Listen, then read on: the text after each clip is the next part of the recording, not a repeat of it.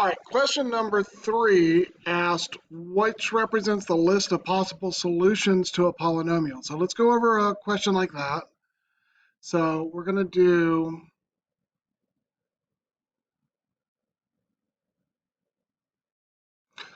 plus and minus P over Q.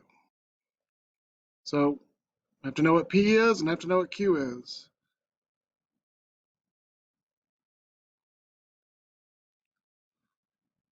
All right, then we just go through those. So we're going to take the factors of P, which are just going to be 1 and 3 in this example, and then the factors of 2, which are 1 and 2, and just go through and do plus and minus each one of those. So plus and minus 1 over 1, and then 3 over 1. So do we have to write the over 1? No. So 1 over 1 is 1.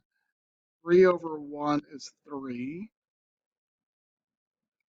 And then you're going to do them both over 2. So 1 over 2.